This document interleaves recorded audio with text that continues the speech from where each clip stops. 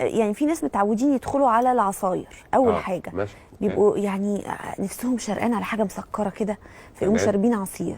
يبقى العصير صح ولا غلط؟ مش هو انا لو انا بتكلم صح قوي اللي قلته لك هيكون اصح من العصاير. يعني الثلاث تمرات دولت مع شويه لبن صغيرين او على ميه هيبقى افضل عصير. يعني ممكن قوي يشرب عصير برضه تكون سعراته عاليه ونسبه السكر فيه عاليه، زي عصير مانجا مثلا تقيل على المعده.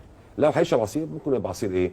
برتقال، تفاح، حاجه تكون خفيفه، عصير اناناس. تمام. خصوصا لو بيعملوا دايت يبقى كميه معقوله وغير محلى. طب اخبار عصير القصب ايه؟ انا بحبه بصراحه.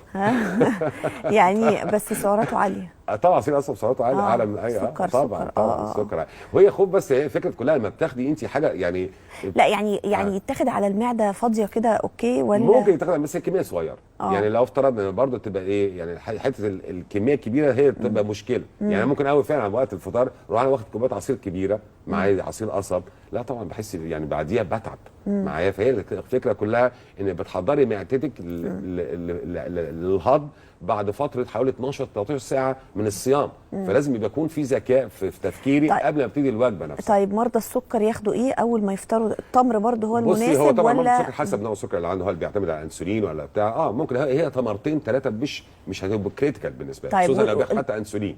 تمام. وبرده من نفس الفكره اللي بقولها، هو طبق الشوربه اللي هو الدافي، خصوصا لو مثلا واحد بيعمل دايت يا دعاء. مثلا لو طبق الشوربه ممكن لو واحد بيعمل دايت بيشيل وشه طبعا مثلا عشان يقلل الدسامه ويحط فيه لسان عصفور. بس لو حط فيه لسان عصفور يفضل يشيل الكربوهيدرات الموجوده فين؟ في وجبه الفطار. يعني ما اقدرش اخد لسان عصفور لو انا هلتزم لسان عصفور ورز. ماشي، يشيل الرز يعني او المكرونه. يعني مثلا لو انا هحط مثلا فور اكزامبل هحط الايه؟